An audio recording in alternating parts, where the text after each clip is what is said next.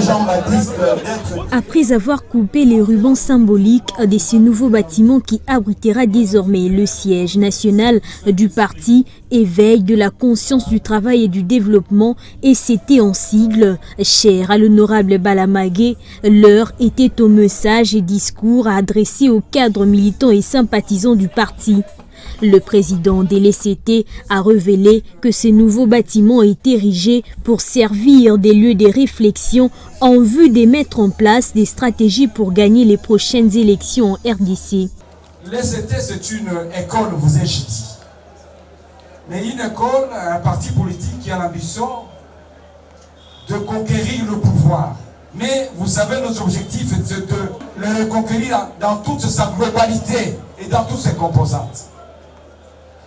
Alors, pour y arriver, il faut une certaine organisation, il faut nécessairement quelques études, quelques débats.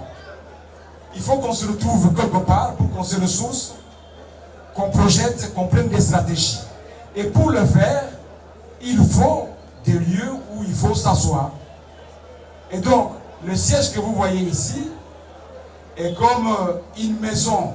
À son tour, le secrétaire général Félix Momat Kitenge, vice-ministre du budget, a brossé l'historique du parti tout en appelant les uns et les autres à rester concentrés sur la ligne du parti ECT.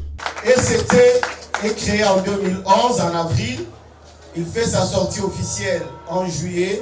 En novembre, il va aux élections. Il remporte 9 sièges. Ça lui donne droit à avoir un membre au gouvernement.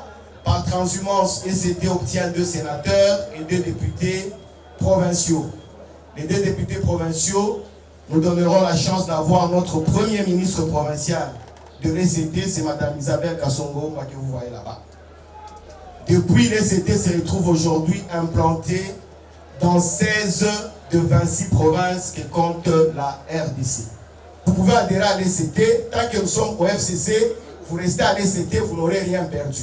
Présent, le coordonnateur du Front commun pour le Congo a, de son côté, félicité ces partis constituant de la plateforme FCC du fait qu'ils s'alignent dans la logique de leur autorité morale. C'est le tout premier message que j'ai voulu vous transmettre, ces félicitations-là de notre autorité morale, parce que pour elle, vous avez bien compris la démarche et vous vous rangez en ordre de bataille par rapport aux échéances, aux défis à relever dans les années à venir. Bien avant cette cérémonie d'inauguration officielle du siège national, les jeunes de l'ECT ont tenu une marche de santé partant de la station Macampagne pour traverser 6 communes et chuter au siège de leur formation politique située dans la commune de Lingwala.